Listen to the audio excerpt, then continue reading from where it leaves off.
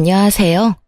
얼마 전에 이혼에 성공한 40대 초반의 싱글맘입니다. 오늘 사연은 욕심 많은 시댁과 전 남편에 관한 이야기예요.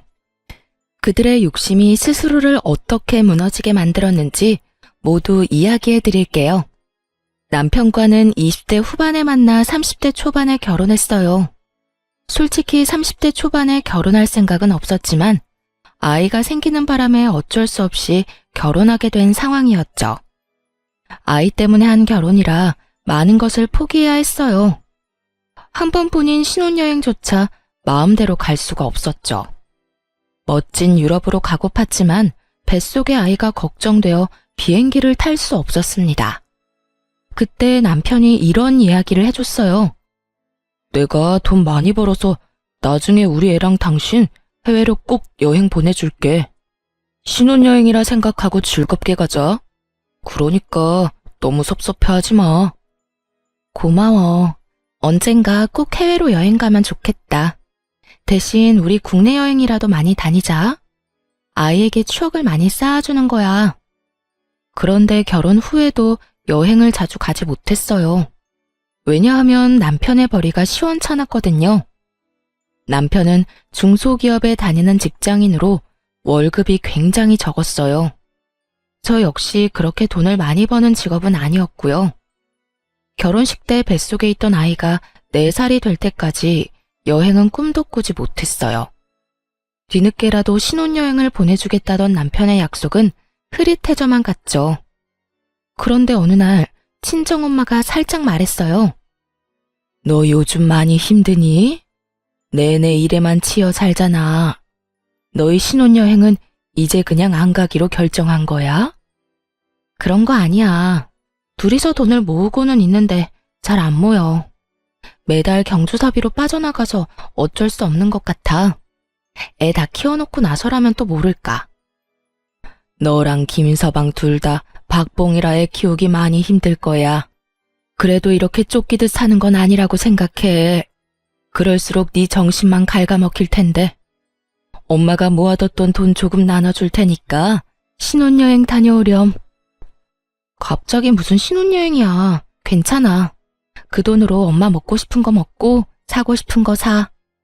내가 엄마를 보내줘도 모자랄 판에 어떻게 엄마 돈으로 어떻게 여행을 가. 그래도 딸이 염치가 있지. 내가 하고 싶은 게 바로 너 신혼여행 보내주는 거야. 가서 한 며칠은 편하게 쉬고 와. 그동안 우리 손녀딸은 내가 보고 있을게. 이제 나랑 많이 친해져서 그런지 잘 울지도 않지 않니? 엄마인 네가 없어도 일주일 정도는 견딜 수 있을 거야. 걱정하지 말고 김서방이랑 둘이 다녀와. 알았지? 솔직히 그렇게 말해줘서 너무 고마웠습니다. 엄마한테 미안하기도 하고 부끄러운 마음도 들었지만 그래도 기분은 좋았어요. 결혼 후 오랜만에 가는 여행이라 들뜨기도 했고요. 그렇게 여행사를 통해서 가이드를 끼고 유럽 여행을 가기로 했어요.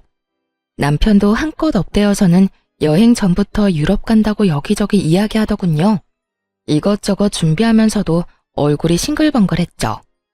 그런데 그 소식을 들은 시모가 매일 전체 메신저방에 문자를 보내기 시작했어요. 자기들은 해외 구경도 못 해봤는데 너무 부럽다며 징징거리는 내용을요. 에휴, 너희는 좋겠다. 그렇게 여행 갈 여유도 있고. 우리는 늙어서 이제 돈도 많이 못 벌고 여행 갈 일도 없는데. 여행하는 5박 7일 동안 그 비난의 정도는 점점 더 거세져 갔어요. 심지어 여행 마지막 날에는 시모가 대놓고 다그치기까지 했죠.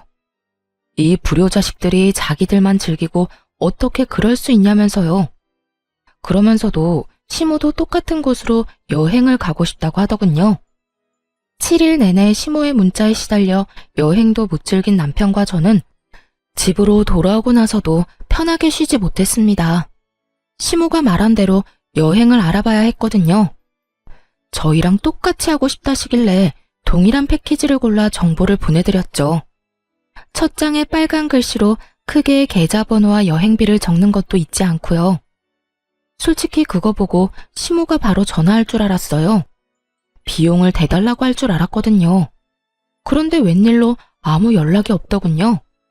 대신 남편을 통해 소식만 간간히 들려왔어요. 시모와 시부가 여행 갈 준비를 하느라 바쁘다고요. 옷도 사고 액세서리도 사고 신발도 사고. 여행 경비는 아직도 안 낸 것 같던데 신나게 준비만 하더라고요. 그때 시부모님은 우리가 그 돈을 내줄 거라고 생각하는구나 하고 확신했죠. 굳이 나서서 사실을 알려드리고 싶진 않았어요. 계속 그렇게 오해하시도록 놔두고 아무 말 안 했어요. 그러자 여행 당일 시모에게서 연락이 오더군요. 예, 오늘 여행 가는 날인데 비행기 티켓이 왜 아직 안 오니? 지금 시간 다 돼가는데 우리 못 들어가고 있다. 어떻게 확인할 방법이라도 없어? 어머님, 혹시 결제는 하셨어요? 무슨 결제를 말하는 거니? 여행 경비는 너희가 내주기로 한 거잖아. 그 당당한 말투에 웃음을 참으며 시모에게 말했어요. 어머님, 죄송한데 저희한테 무슨 돈이 있다고요. 저랑 남편 최저임금보다 겨우 조금 더 벌어요. 생활비 쓰고 나면 남는 돈도 없는데 어떻게 두 분 해외여행을 보내드리겠어요? 얼마나 큰 돈이 필요한데요. 제가 분명히 자료에 돈 보내셔야 한다고 적어놓지 않았나요? 그것도 빨간 글자로 확실하게 보실 수 있게 체크까지 해놨는데. 저런 돈을 안 내셨으니 티켓이 안 나오죠. 그럼 돈을 하나도 안 냈단 말이니? 어떻게 그럴 수가 있어? 우리는 당연히 너희가 돈 낼 거라 생각하고 있었는데. 정말 너무한다. 우리 여행 좀 보내주기가 그렇게 싫었니? 너희는 둘이서 해외여행 잘만 갔다 오더니 아무리 돈이 아까워도 그렇지 어떻게 이런 식으로 뒤통수를 쳐? 그리고 뭐 돈이 없어? 그럼 너희는 돈 빌려서 갔니? 무슨 돈으로 해외여행을 갔어? 뒤로 모아둔 돈이 있었으니까 간 거 아니야. 저희 이번에 신혼여행 겸 간 거예요. 그리고 비용은 친정어머니가 주셨어요. 결혼한 지 4년이 다 되어 가는데 신혼여행도 못 간 딸이 불쌍하다고요. 지금까지 아무도 신경 안 쓰지 않았지만요. 아무래도 딸이 저 하나뿐이라서 많이 걱정하신 것 같더라고요. 그러자 시모는 아무 대꾸도 못하더군요. 한술 더 떠 이번에는 시모가 다 들리도록 남편에게 물었어요. 어머님이 이렇게 여행 가고 싶어 하시는 줄 몰랐네. 당신이 대출이라도 받는 게 어때? 그럼 해외여행 보내드릴 수 있잖아. 미쳤어? 무슨 돈을 빌려서 여행을 보내드려. 솔직히 우리한테 돈 맡겨놓으신 것도 아니고. 어머니 저러실 때마다 내가 더 당황스럽네. 아무튼 이번 여행은 없던 걸로 해요. 제대로 정보 안 살펴본 것도 잘못이지. 난 당연히 부모님이 알아서 결제하고 가실 줄 알았지. 우리더러 비용대라고 한 거면 이렇게 조사하기 전에 거절했어. 남편이 화를 내고서야 시모와의 대화는 끝났습니다. 솔직히 그때도 시모가 깨끗하게 포기했다고 생각하진 않았어요. 시모는 특히 사람을 괴롭힐 때 끈질긴 면이 있었거든요. 그 후 1년 반쯤 지났을 때 시모의 환갑이 다가왔습니다. 간단하게 식사나 대접할 생각이었는데 시모는 아닌가 보더라고요. 저희 앞에서 대놓고 이렇게 말했으니 말이에요. 이번 환갑 때는 해외여행 가고 싶어. 너희 환갑잔치 해준다고 모아놓은 돈이 있잖아. 그거에 좀 더 보태서 여행 보내줘. 죽기 전에 비행기를 한 번은 타봐야 하지 않겠니? 이럴 때는 딸이 없는 게 서럽다 서러워. 무심한 아들의 며느리뿐이니 원. 내가 여행도 한번 제대로 가보지 못하고 이렇게 산다. 그게 어디 딸과 아들의 문제겠어요? 아들도 부모를 지극하게 생각하면 여행비 정도는 내드릴 텐데 그럴 생각도 돈도 없는 남편이니 시부모님이 해외여행 한번 못 가신 거죠. 시모가 그 사실을 아는지 모르는지 알 수 없지만요. 어쨌든 환갑잔치를 위해 모아놓은 돈이 좀 있었기에 남편에게 가능하냐고 물었죠. 어머님이랑 아버님 모시고 해외여행 갈 정도는 돼? 혹시 예산 부족하면 나는 빠질게. 솔직히 거기에 끼고 싶지 않았습니다. 그런데 시모가 그러더군요. 네가 왜 빠져? 너도 같이 가야지. 그리고 이번 여행 계획은 꼭 네가 짜야 한다. 여행사에 다 맡기는 거 나 별로 안 좋아해. 알았지? 그 이야기를 듣는데 귀찮다는 생각만 들더군요. 그래서 시댁에서 돌아오자마자 남편에게 말했어요. 두 분 모시고 가는 여행 계획 당신이 세워. 나는 일하는데 애도 봐야 하고 너무 바빠. 그것까지 할 시간 없어. 그리고 당신이 어머님 취향 다 알잖아. 나는 잘 모르고. 괜히 여행 가서까지 트러블 만들고 싶지 않아. 그러니까 당신이 다 계획 짜고 어머님께 보내드려. 그렇게 남편이 모든 계획을 짜고 시모에게 계획표를 전달했어요. 웬일로 시모는 계획표를 보고도 별말을 하지 않았죠. 그런데 해외에 도착하는 순간 시모의 본색이 드러났어요.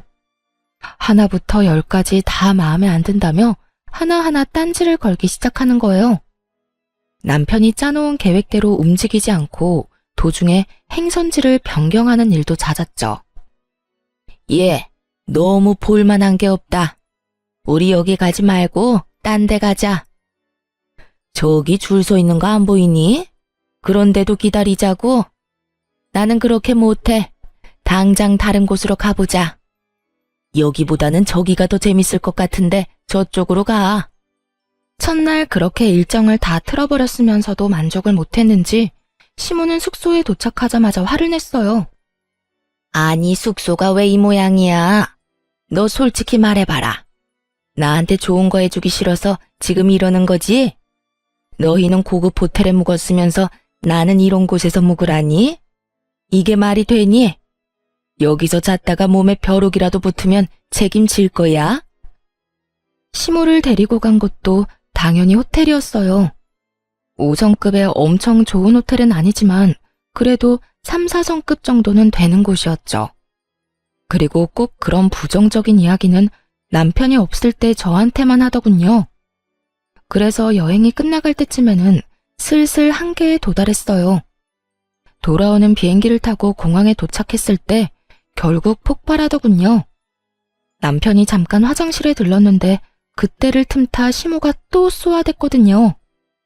너 진짜 너무하다. 우리가 해외여행 보내달라고 한 게 그렇게 싫었어? 그래서 이딴 식으로 사람 괴롭히는 거야? 아니, 숙소도 마음에 하나도 안 들고 관광지도 별로고. 솔직히 말해봐라. 우리한테 좋은 거 해주기 싫었지? 하나만 봐도 네가 우리를 어떻게 생각하는지 다 보여. 이런 식으로 성의 없이 한 바퀴 돌고 오면 그냥 끝이라고 생각하는 거지. 저번에도 느꼈지만 넌 정말 뻔뻔해. 시부모를 모시고 다니면서 세상에 이따위로밖에 못하니? 그저 조용히 그 말을 듣고만 있었어요. 저 멀리 남편이 화장실에서 돌아오더군요. 곧이어 남편이 제 앞에 도착했을 때 남편을 똑바로 보며 말했죠. 당신 진짜 너무하다. 어머님이 해외여행 보내달라고 하신 게 그렇게 싫었어? 그래서 그딴 식으로 사람 괴롭히는 거야? 어머님께서 숙소도 맘에 하나도 안 들고 관광지도 별로셨대. 어머님이 방금 얼마나 화 많이 내셨는지 당신 모르지? 이런 식으로 성의 없이 한 바퀴 돌고 오면 끝이야? 부모님 모시고 이따위로밖에 못하는 거냐고. 뜬금없이 화를 내자 남편은 벙찐 표정을 지었어요. 그 옆에 있던 시모가 무척 당황하며 저한테 따졌죠. 너 왜 이래? 왜 우리 아들한테 화내니?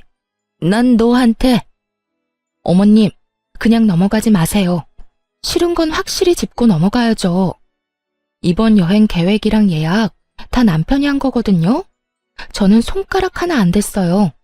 섣불리 나서서 여행을 망칠 순 없잖아요. 어머님 취향은 역시 자식이 더 잘할 텐데 말이에요. 어머님이 남편한테 직접 말씀하시긴 어려울 것 같아서 제가 대신 화냈어요.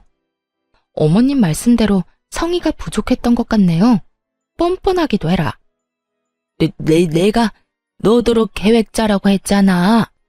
근데 왜 우리 아들이 계획을 짰어? 안 그래도 바쁜 애한테 그런 것까지 시키다니? 누가 계획을 짜든 무슨 상관이에요? 여행만 잘 갔다 오면 된 거지. 그리고 어머님, 이 사람보다 제가 훨씬 더 많이 바쁘거든요. 육아도 살림도 집안일도 다 하는데 돈은 똑같이 버는걸요. 그러니까 남편이 남는 시간에 계획 좀 짤 수 있죠. 그렇다고 이 사람이 육아나 살림을 대신해 줄 것도 아니고. 그제야 남편은 자기가 없는 사이 어떤 상황이 벌어진 건지 파악했어요. 시모가 저한테 한 소리 했고 그걸 제가 남편에게 그대로 돌려줬다는 것을요. 엄마, 짜증내려고 여기 왔어? 여행 가고 싶다고 노래를 해서 경비 대줬잖아. 또 계획도 짜오라길래 몇 날 밤을 고민하면서 짰는데 왜 계속 화만 내? 앞으로 2번 다시 여행 같은 거 안 보내줄 줄 알아. 남편이 소리치자 시모는 그제야 입을 꾹 다물더군요. 째려보는 눈빛이 느껴졌지만 어쩌겠어요. 있는 그대로를 이야기한 게 잘못은 아니잖아요. 그런데 이 남편놈이 저한테까지 화를 내는 거예요. 그리고 당신도 이러는 거 아니야. 엄마가 저런다고 당신까지 똑같이 굴면 어떡해? 그리고 다짜고짜 화를 내면 내 기분은 어떻겠어? 좀 잘하자 좀. 내가 뭘 잘못했는데? 그럼 어머님한테 다짜고짜 온갖 짜증을 다 들은 내 기분은 당신도 좀 알고 있으라고 일부러 전한 거야. 이게 다 당신이 짜온 계획 때문에 벌어진 일이니까. 그러게, 어머님 마음에 들도록 잘했으면 좀 좋아? 내가 하지도 않은 일로 욕 얻어먹는 게 얼마나 짜증나는 일인데. 모두가 보는 앞에서 남편과 싸우고 있으니 시모가 뜯어말리더군요. 그건 또 부끄러웠던 모양이에요. 그 뒤로 시모의 짜증이 좀 덜해지긴 했어요.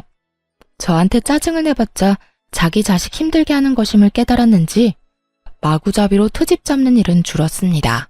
그렇다고 완전히 사라진 건 아니었고요.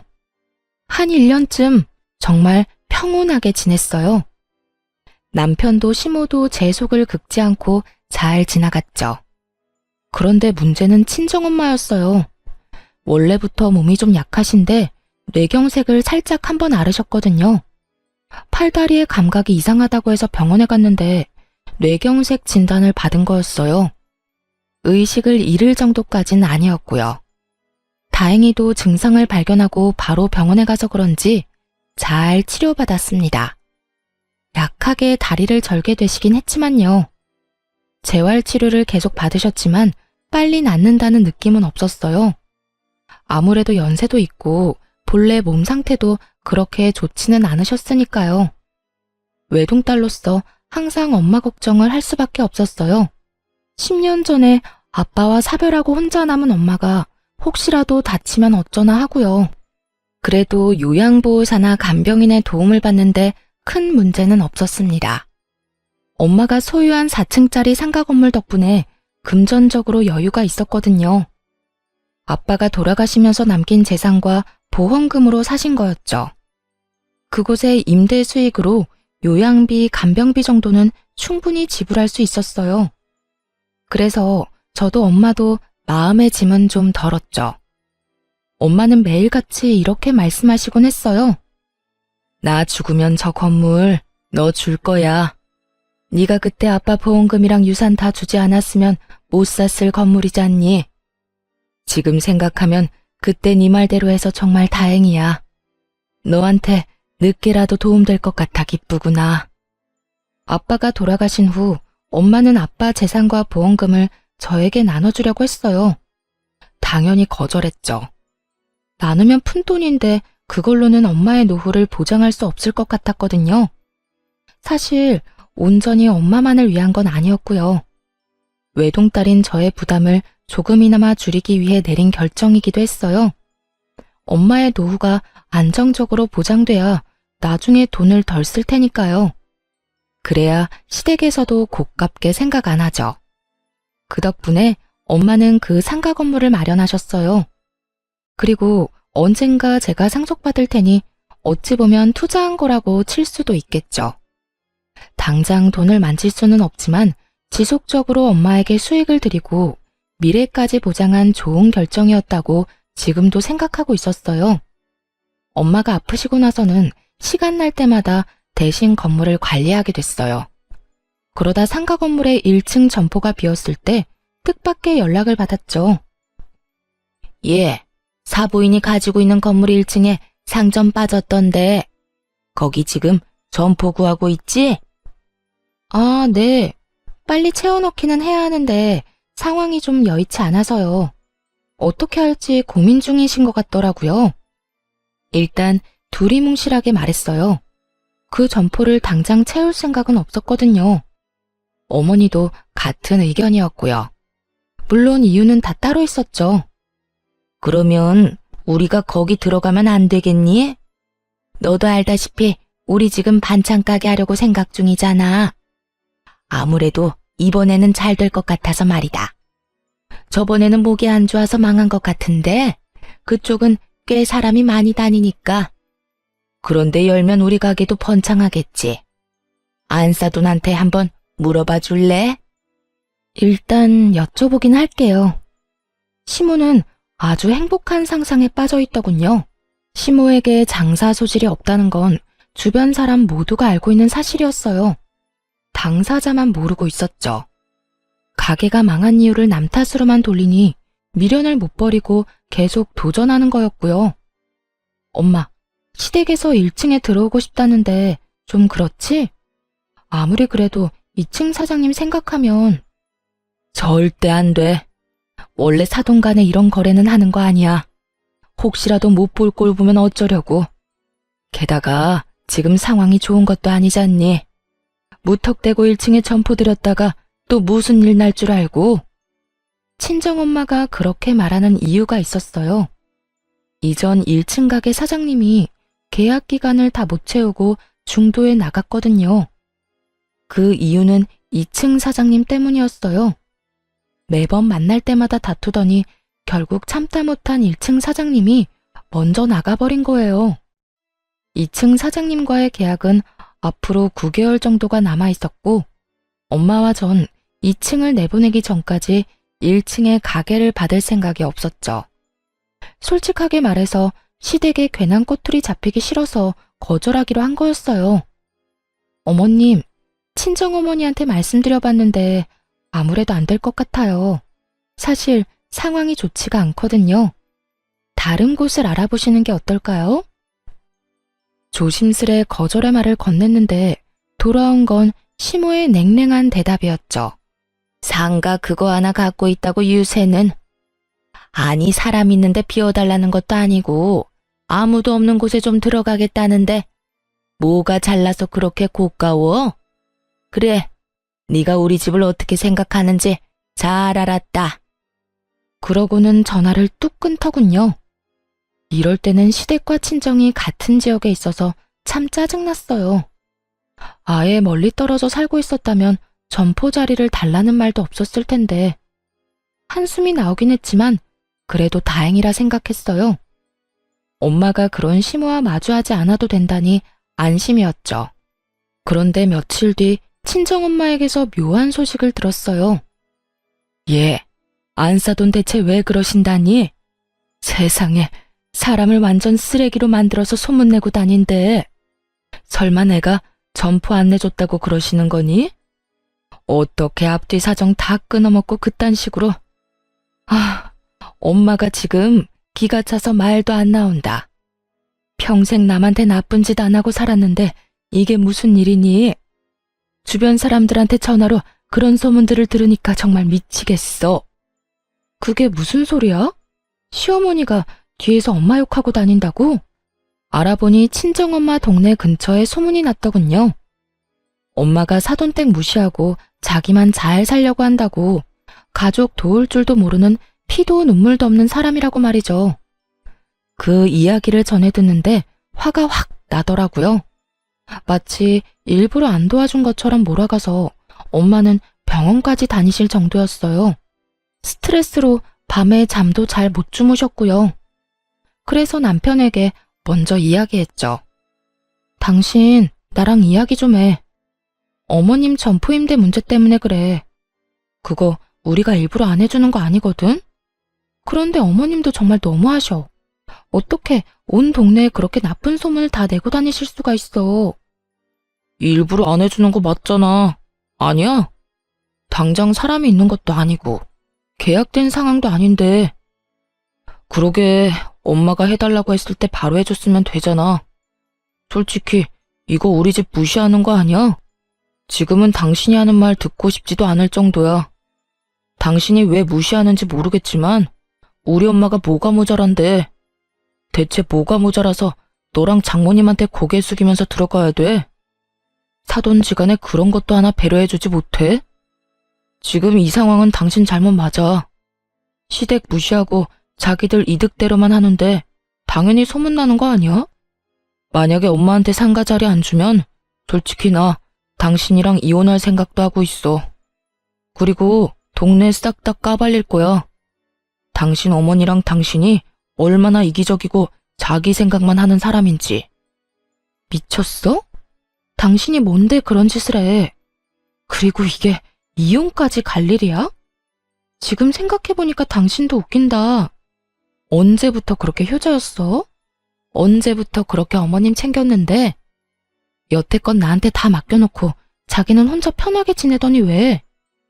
그거 안 해줬다는 소리 들으니까 없던 효심이 막 생기는 것 같아? 그리고 우리가 거절한 데는 이유가 있다고 몇 번을. 아, 됐어. 당신이랑 더는 말 섞고 싶지 않아. 엄마 가게 계약이나 빨리 해줘. 그거 안 해줄 거면 나 볼 생각하지 마. 남편 놈은 그렇게 말하고 나가버리더군요. 하고 싶은 말이 많았는데 저렇게 내빼듯이 도망가다니 정말 열받았어요. 그런데 속에 천불이 나는 일은 그 다음날 생겼죠. 상가 건물 4층에 있는 친정엄마 집에 들렀던 날이에요. 거기 창가에 있으면 밑에서 하는 얘기가 다 들리거든요. 그런데 갑자기 심우와 남편의 목소리가 들리는 거예요. 여기 왜 왔나 싶기도 하고 도대체 거기서 무슨 이야기를 하나 궁금하기도 했죠. 그래서 귀를 기울여 들었더니 말도 안 되는 이야기를 하고 있더군요. 엄마, 걱정하지 마. 내가 와이프한테 딱 잘라서 말해놨어. 그거 안 해주면 이혼하겠다고. 분명히 조만간 연락해서 들어오시라고 할걸? 야, 조용히 좀 해. 그런 이야기를 왜 여기서 해? 걱정 마. 와이프랑 장모님 오늘 둘이서 병원 갔으니까. 그래도, 그런데 너 진짜로 이혼 이야기 꺼냈어? 이혼은 절대로 하면 안 되는 건 몰라? 그 할망구 뇌경색 걸려서 오늘 내일 하는데 이혼하면 너한테 돌아오는 게 없어. 그러니까 이혼 절대 못 해준다고 하고 꽉 붙잡고 있어. 아니면 할망구 죽고 나서 이혼을 하든지. 이 건물이 얼마짜린데 재산 분할이라도 한다고 생각해봐. 우린 부자야, 부자. 거기까진 생각을 못했네. 엄마가 계속 그 1층 점포 얘기만 하는 바람에 나도 아무 생각 없이 막 질렀잖아. 그러면 이혼은 절대 안 된다고 얘기할게. 살살 구슬리면 될 거야. 엄마도 앞으로 며느리 좀 구슬려봐. 맨날 화만 내지 말고. 예, 구슬리는 것도 하루 이틀 일이지. 내가 젊은 애한테까지 그런 식으로 기어야 되겠니? 그걸 위에서 고스란히 듣고 있는 심정이 어땠겠어요? 저 인간들이 엄마 재산에 대해 왈가왈부하는데 정말 기분이 더러웠어요. 당장이라도 뛰어나가서 뭐라고 하려는데 엄마가 방으로 들어오더군요. 마시라는 음료수는 거들떠도 안 보고 열만 내며 서 있으니 엄마가 물었어요. 너 무슨 일 있니? 표정이 왜 이렇게 안 좋아? 엄마한테 얘기해봐. 왜? 상가 1층 때문에 안 싸더니 너까지 괴롭혀? 그것도 그건데 저 인간들이 진짜 미쳤나 봐. 엄마 건물이 무슨 자기들 거라도 된 것처럼 이야기하는데 안 되겠어. 이런 쓰레기들하고 같이 사느니 내가 이혼하는 게 맞지. 울분을 토하며 급히 가방을 정리하는데 엄마가 손을 탁 잡더군요. 그렇게 깔끔하게 이혼해줄 생각이니? 그러지 말고 안싸돈한테 1층 임대해주자. 대신 특약 여러 개 붙여서 중도해지 시에 위약금 엄청나게 물게 설정하고. 여태까지 자기들 위해서 임대 못해준다고 얘기한 건데 안 되겠네. 우리 손 더럽힐 필요 없이 진짜 진상을 몸소 겪도록 해주면 되겠지. 그리고 넌 그때까지 모르는 척해.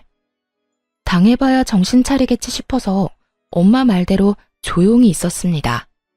그리고 시모에게 1층 임대 허락 소식을 전하고 계약서를 썼어요. 시모는 계약서를 읽는 둥 마는 둥 하더군요. 엄마가 꼼꼼하게 확인하라고 몇 번을 말했는데도 말이에요. 다 확인한 거 맞으시죠? 꼼꼼하게 확인하세요. 나중에 다른 말 하지 마시고요. 다 읽었어요. 진작 이렇게 해주면 좀 좋아요. 서로 얼굴 붉힐 일 없잖아요. 서로? 일방적으로 온 동네에 악질적인 소문 다 내놓은 건 그쪽이죠. 아, 더 이상 말 섞고 싶지 않네요. 돈이나 꼬박꼬박 내세요. 시모는 잠깐 입을 삐죽거리는가 싶더니 금세 들뜨더군요. 기분 좋은 표정으로 가게를 꾸리고 리모델링도 했죠. 그러나 그 즐거움은 오래가지 않았어요. 2층 카페 사장이 1층 시모 가게에 매일같이 나타나 진상짓을 하기 시작했거든요. 시모는 성질을 죽이고 처음에는 내내 하며 조심스럽게 대했지만 끝이 없었어요. 2층 사장이 계속해서 불평불만을 쏟아냈거든요. 결국 2층 사장을 어떻게든 하라며 전화했길래 거기다 대고 말했죠. 어머님, 처음에 1층 임대 안 해드리려고 한 이유가 바로 이거예요. 1층 사장님이 2층 사장님 괴롭힘 때문에 못 견디고 나가셨거든요. 그거 감안하고 계약하신 거 아니었어요? 저한테 이야기하셔도 해결 방법은 없어요. 두 사람 중 한 사람이 나가야 끝나는 거죠. 나 몰라라 하는 저와 엄마 때문에 시모는 머리끝까지 화가 난 모양이었어요. 이런 게 어딨어? 이건 사기야. 2층 사장이 얼마나 진상인데 우리가 왜 나가? 저 사람이 나가야지. 2층 계약 기간 아직 남았어요. 그래서 마음대로 내보낼 수 없고요. 사실 6개월 후에 2층 계약이 만료되면 연장하지 않을 거였거든요. 연장 의지가 없음을 미리 밝혔고 상대방도 마찬가지고요. 그렇지만 그 사실을 시모에게 알려주지는 않았어요. 희망이 보이지 않아야 더 힘든 법이잖아요. 결국 시모는 4개월 내내 그 2층 사장에게 시달렸어요. 반찬 가게라 어쩔 수 없는데도 냄새가 나니까 어떻게 좀 해달라. 시모가 전화라도 하고 있으면 시끄러우니 조용히 해달라. 1층 앞은 너희가 깨끗하게 쓸고 닦아라 등등 수많은 진상짓을 당했죠. 결국 시모는 1년의 계약 기간도 다 못 채우고 해지를 하겠다며 난리를 피우더군요. 그런데 어머님, 중도 해지하면 위약금 무셔야 해요. 보증금만큼 내셔야 하는데 가능하시겠어요? 어려우실 것 같으면 여기 대신 들어올 사람 찾든지요. 여길 누가 들어와? 저런 진상이 있는데. 너 다 알고 나한테 상가 임대한 거지? 무슨 소리세요? 처음에 거절한 건 저희 쪽이잖아요. 그런데 동네에 소문 다 내서 결국 상가 임대하도록 만든 건 어머님이고요.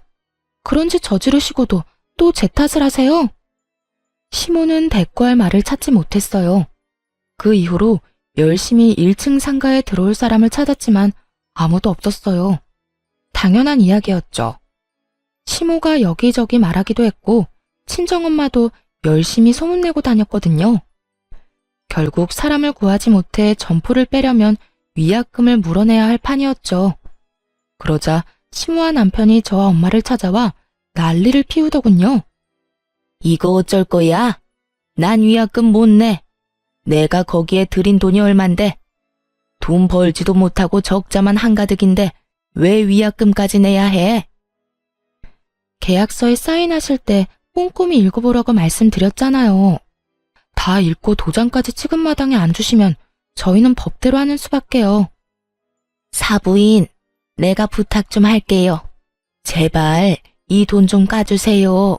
없던 일로 해달라고요. 응? 우리 사이에 이러기에요? 장모님, 부탁드립니다. 저희 부모님 지금 한 푼도 없으세요. 위약금 물 돈 없어요. 그 보증금은 두 분 노후 자금이라고요. 남편과 시모가 애원하자 엄마가 말했어요. 그래? 그럼 자네 우리 딸이랑 이혼하게. 얌전히 이혼해주면 위약금은 없던 일로 해주겠네. 이혼이요? 갑자기 무슨... 자네가 내 딸한테 상가 임대 안 해주면 이혼도 불사하겠다고 했다면서? 뭐하러 그렇게 살아? 그냥 헤어져. 내 딸도 그러길 바라고 있고, 그리고 위약금을 준대도 이혼은 시킬 거네. 그러니까 잘 선택해. 돈이라도 안 내고 이혼할 건지, 돈 내고 이혼할 건지. 남편이 고민하자 시모가 넙죽 말하더군요. 뭘 고민해? 어차피 이혼시키겠다는데 돈 안 주고 이혼하는 게 맞지? 이혼합시다. 그러면 보증금은 돌려주는 거 맞지요? 그렇게 남편과 이혼하게 됐습니다. 엄마 상가 때문에 이혼은 절대 안 된다고 했던 시모도 별 수 없었던 거죠. 눈앞에서 거액의 보증금이 날아가게 생겼으니까요. 이혼 소송이 끝날 때쯤 상가 2층도 비워졌어요. 이혼하고 받은 위자료와 재산 분할로 받은 돈을 합해서 리모델링을 했죠. 사실 그동안 네일아트를 배웠거든요. 1층에는 저의 네일 가게를 차렸고 2층에는 친구가 하는 미용실을 들였어요. 둘 다 미용업종이라 함께 이용하면 할인을 해줬죠. 그리고 자리가 없을 때는 서로의 대기실을 빌리기도 했고요. 그러다 보니 두 가게 모두를 찾는 손님들이 늘어나더라고요. 상권 분석을 잘한 건지 아니면 근처에 비슷한 업종이 드물게 있어서 그런지 서서히 장사가 잘 되기 시작했어요. 이혼하고 5개월쯤 지났을 때 명절을 앞두고 외가 친척분들이 가게에 왔어요. 명절이라 문을 닫으려고 했는데 친척 여자분들을 간단하게 꾸며드리려고 모셨죠. 그런데 그때 누가 네일숍 안으로 훅 들어오더군요. 바로 시모였어요. 야, 당장 나와. 너 우리한테 사기쳤지? 2층 진상 금방 나갈 거 알았으면서 왜 말 안 했어? 우리 가게에서 빼버리려고 그런 거지? 그래 놓고 그 자리에서 지금 장사를 하겠다 이거야? 여기 내가 계약한 곳이었어. 진상만 아니었으면 지금까지 잘 영업했을 거라고. 나만 망할 수 있냐? 너도 같이 망해야지. 그렇게 말하면서 시모는 작정하고 네일 도구들을 다 때려 부수더군요. 지금 뭐 하시는 거예요? 상가에 들어오지 말랬는데 굳이 들어온 사람은 그쪽이고 나가라고 안 했는데 나가겠다던 사람도 그쪽이잖아요. 정말 어이가 없어서. 왜요? 장사가 잘 되니까 이제 와서 배가 아파요? 그래, 배 아프다 이년아. 내가 억울해서 미치고 팔짝 뛰겠어. 어떻게 장사 잘하던 사람 내쫓아놓고 여기서 네가 직접 장사를 해? 이 사람들은 그거 알고 여기 와서 손톱질하고 있어? 다들 잘 들으세요. 이 여자 정신 나간 년이에요. 멀쩡하게 일하던 사람 쫓아내놓고 자기 이속이나 챙기는 싸가지 없는 년이라고요. 그런 여자한테 손톱 손질 받아서 뭐해요? 당장 가세요. 이 여편네가 정신이 나갔나? 지금 누구한테 인연전연이래? 우리 시조카가 왜 당신한텐 연소리를 들어? 이 가게가 아줌마 것도 아닌데 정신 나간 소리 하는 것 좀 봐. 이거 치매 걸린 거 아니야? 그래, 우리 조카 말 들어보니 그렇게 괴롭혔다던데. 오늘 사람 환장하게 하는 거 보니까 더하네. 한두 번 해본 솜씨도 아닌 것 같고. 깽판을 치고 싶으면 당신 집에서나 해. 아니면 내가 아줌마 가게 가서 깽판이 뭔지 보여줘? 어디서 애를 잡아? 나이는 대체 어디로 처먹은 거야? 이런 걸 그냥 놔둔 걸 보니 언니가 참 마음이 약해. 나 같았으면 다리 몽둥이라도 하나 부러뜨렸겠다. 어디 한번 병원 신세 지도록 만들어줘? 무시무시한 우리 외숙모와 이모의 말에 시모가 깜짝 놀라더라고요. 안에 그저 사람이 많으니 깽판치기 좋겠다 싶어 들어왔겠죠. 가족인 줄도 모르고 말이에요. 놀란 시모가 주춤거리는 사이에 엄마가 나와 말했어요. 이제 우리하고 남 아니에요? 왜 여기 와서 소란을 피워요? 오늘 부서진 것들 모두 계산해서 변상하세요. 여기 CCTV 달린 거 보이죠? 변상 안 해주면 경찰에 신고하든 고소하든 할 테니까 각오하고 있어요. 결국 시모는 가게에서 도망치듯 나갔어요. 변상은커녕 땡전 한 푼도 없는 게 분명했죠. 나가는 뒤통수에 대고 동네 사람들 들으라고 크게 말했어요. 이혼시킨 전 며느리 가게가 잘 돼서 배 아픈 건 알겠는데 이런 식으로 와서 깽판 치고 다 부숴놓고 가면 안 되죠. 또 진상짓 하면 경찰에 연락합니다. 그렇게 말하자 옆 앞가게에서 무슨 일인지 빼꼼히 목 빼고 구경하더군요. 그런 시선을 도저히 견디기 힘들었나 봅니다. 시모는 고개를 푹 숙이고 손바닥으로 얼굴을 가리며 도망가듯 떠났어요. 한 번만 더 이 근처에 오면 경찰에 바로 신고할 거예요. 그 이후 시모는 근처에 얼씬도 하지 못했어요. 소문을 들어보니 쪽팔려서 집 밖으로 나오지도 못하고 있는 것 같더군요. 친한 지인들에게 전해 들었겠죠. 전 며느리 가게 잘 되니 가서 진상 부린 전 시모로 소문 쫙 났다고 말이죠. 이 동네에 그 소문을 모르는 사람이 없었거든요. 정말 고소했어요. 친척분들이랑 다 같이 모여서 깔깔 웃었다니까요. 꽁지 빠지게 도망가는 그 모습을 보니 어찌나 속이 시원하던지. 만약 그때 안에 있던 사람들이 진짜 손님들이었으면 아찔했겠지만 다행히 놀러온 친척분들이었기에 웃고 넘길 수 있는 해프닝이 됐죠. 덤으로 시모를 더 쪽팔리게 만들 수도 있었고요. 가게는 계속해서 잘 되었어요. 하지만 좋은 일이 있으면 나쁜 일도 있는 법이죠. 친정엄마가 화장실에 가려고 침대에서 걸어 나오다가 발이 꼬여 넘어진 거예요. 밖으로 나오기 힘들 정도의 밤마비 증상 때문이었죠. 엄마를 발견했을 때는 이미 많이 늦은 상태였어요. 하필이면 그때 잠시 마트에 가서 장을 보고 왔거든요. 머리를 찌으신 건지 피가 많이 났어요. 그렇게 골든타임을 놓쳐버렸고 엄마는 혼수 상태로 계시다 곧 돌아가셨어요. 엄마가 돌아가시고 가장 후회되는 게 함께 여행 한번 못 가본 거였어요. 어릴 때는 친구들과 노느라 함께하지 못했고 결혼 후에는 살림하고 애 키우느라 함께하지 못했고 이제야 겨우 남편과 시댁에서 벗어났는데 이런 일이 벌어질 줄 누가 알았겠어요. 큰 슬픔과 아픔에 빠져 가게를 보름 넘게 열지 못했습니다. 그래도 계속 쉴 수는 없잖아요. 마음의 정리가 아직 덜 된 상태로 가게 문을 열었는데 전 남편이 찾아왔더군요. 정말 만나고 싶지 않은 사람이었어요. 보는 순간 확 밀려온 구토감을 참느라 죽을 뻔했죠. 장모님 소식 들었어. 몸은 좀 괜찮아? 그래도 전부인이라고 신경 써주나 싶어서 최대한 감정을 누르고 말했어요. 괜찮아. 그런데 무슨 일로 왔어? 장례식은 다 끝났는데? 당신이 힘들까봐 와봤지. 얼마나 힘든지는 모르지만 그래도 누군가에게 기대고 싶을 거 아니야? 아무래도 내가 옆에 있는 게 나을 것 같아서. 이런 기특한 생각을 하는 놈이 아닌데 그 말을 듣는데 의심만 더 생기더군요. 그래도 이제 그건 당신 역할이 아니야. 맞은 건 고마운데 나 진짜 이야기할 힘도 없어.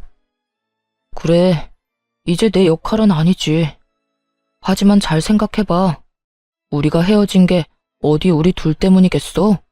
아니잖아. 우리 엄마 때문에 다 이렇게 틀어진 거잖아. 나 생각 많이 해봤어. 당신이랑 다시 합치고 싶어. 왜 남들 때문에 이혼해서 이렇게 따로 살아야 해? 그때 그 일 아니었으면 우리 지금쯤 이혼 안 하고 잘 살고 있었을 거야. 지금 무슨 헛소리 하는 거야? 우리가 이혼을 한 건 당신이랑 당신 엄마 때문이지. 나는 엄마한테 당한 것 뿐이야. 재혼하면 우리 엄마하고는 영 끊고 살면 돼. 진짜 지독한 사람인 거 나도 잘 알고 있으니까. 요즘 하는 거 보면 진짜 정신 나간 사람 같아. 완전 치매 걸린 노인이 따로 없다니까. 제정신이 아니니까 자식을 이혼시킨 거겠지. 그리고 아직도 잘 되지도 않는 장사하겠다고 돈을 얼마나 쓰는지. 그때 받아간 보증금이 이제는 한 푼도 없어. 이제 와서 나더러 부양하라는데 내가 왜 해? 엄마 때문에 내 인생도 이렇게 망했는데. 이혼남 신세 돼서 지금 앞가림도 못하는데 말이지. 그래서 당신 찾아온 거야. 나 진짜 우리 엄마지만 정 떨어져서 같이 못 살겠어. 왜 그렇게 진상짓을 다 못해서 안달이 난 걸까? 전 남편은 시모를 열심히 욕하며 제가 공감하기를 바라고 있었어요. 하지만 머릿속에 한 가지 생각밖에 안 들었죠. 이놈은 엄마 건물이 내 것이 되자마자 찾아왔구나. 지금도 여전히 우리 엄마 건물만 보고 있는 거예요. 그러니 재결합을 하겠다는 뻔뻔하고도 무시무시한 소리를 하는 거고요. 분노로 몸이 떨렸지만 최대한 참았습니다. 눈동자만 슬쩍 움직여서 가게 안에 설치된 CCTV를 슬쩍 쳐다봤죠. 다행스럽게도 녹화가 잘 되고 있더라고요. 저번에 난리를 피우고 간 시모 때문에 녹음까지 되는 CCTV로 바꿔놨거든요. 그걸 확인하고 헛소리를 늘어놓는 전 남편에게 말했어요. 웃기고 있네. 네가 내 생각이 나서 여기 왔겠어? 너 우리 엄마 건물 때문에 나한테 온 거 눈치 다 깠거든?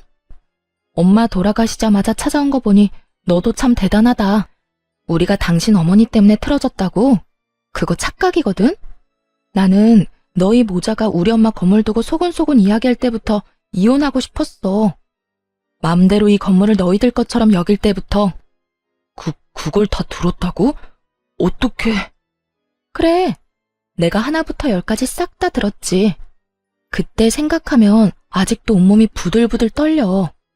인간 같지도 않은 쓰레기들 어떻게 해야 잘 처리했다고 소문날까 고민 좀 했지. 근데 뭐 알아서 분리수거되러 쓰레기통에 들어가던데. 그 가게 일부러 너희 엄마한테 준 거 맞고 일부러 특약 그렇게 넣은 것도 맞아. 다 알면서 2층 사람 진상인 것도 2층 계약 종료일 다가온다는 사실도 말 안 했어. 혹시나 이혼할 때 피곤하게 할까봐 걱정했는데 돈이 걸리니까 바로 해주더라. 그래놓고 뭐? 너희 엄마 때문에 우리가 이혼을 했어? 네 엄마 탓이 절반이고 네 탓도 절반이야. 어디서 청렴결백한 척이야? 네가 양심이라는 게 있으면 적어도 엄마 돌아가시자마자 쳐들어오는 건 피했어야지. 안 그래도 엄마 돌아가시고 싱숭생숭해서 힘든데 열받아 죽겠잖아. 쓰레기야, 어떻게 책임질래? 어? 내 기분 어떻게 책임질 거야? 여기서 더 이상 나 화나게 하지 말고 지금 당장 내 눈앞에서 꺼져. 단호한 축객령에 전 남편은 뒤도 돌아보지 않고 쫓기듯 가게에서 나갔어요. 모자지간 아니랄까봐 시모와 똑같은 모습이었죠. 그런데 그 모습을 보고 있으니 열불이 덧뻗치더군요. 잠깐 고민하다가 좋은 생각이 나서 CCTV 영상을 확인했어요. 그리고 전 남편이 시모 욕하는 장면을 따서 시모 연락처로 보내줬죠. 혹시나 못 볼까봐 시부 연락처로도 보냈고요. 건물이 탐나서 불효막심하게 자기 엄마 욕하는 망할 놈. 그런 놈이 바로 당신 자식이라고 보여주고 싶었거든요. 저와 헤어지고 갈 곳 없어서 시모 집에서 신세 진주제의 말이죠. 얼마 지나지 않아 길에서 전 남편과 시모가 박터지게 싸웠다는 소식을 들었어요. 그걸 직접 목격한 호프집 사장님이 이야기해줬거든요. 동영상이 아주 잘 전달되었나 봐요. 그 할망구가 그날은 완전 눈이 돌았더라니까. 평소에는 그렇게 아들 감싸고 돌더니 말이야. 아들한테 네가 지금 전 며느리한테 그런 말할 군번이냐고. 엄마 집에서 먹고 자고 들러붙어 있는 주제에 어떻게 그러냐고 하더라. 뭐 아들이 엄마 치매 걸렸다느니 진상이라느니 그런 말까지 했다며? 아주 고래고래 고함을 지르는데 늙어서 힘도 없는 할매가 목소리는 얼마나 큰지. 주변 가게에서 다 나와봤지 뭐야. 근데 자식놈도 한마디를 안 지더라. 그때 억지로 가게에 쳐들어가지만 않았어도 자기가 엄마 밑에 안 붙어 있었을 거라고. 다 엄마 탓이니까 책임지는 게 맞다고 얼굴에 철판도 안 깔고 말하더라고. 참나, 두 모자가 똑같더만. 소식을 전해준 호프집 사장님에게 그저 조용히 싱긋 웃어 보였어요. 예상한 대로 두 사람이 확 찢어졌더군요. 그 뒤에는 전 남편이 전시댁에서 쫓겨났다는 이야기를 들었어요. 모아둔 돈도 없이 나가서 뭘 어쩔지는 모르겠지만 무슨 상관이겠어요? 이제는 더 이상 찾아오지 않을 거라는 걸 알기에 마음이 후련했습니다. 욕심 때문에 인생 제대로 꼬여버린 두 사람의 이야기 어떠셨나요? 지금까지 제 이야기 시간 내서 들어주셔서 감사합니다. 좋은 하루 되세요.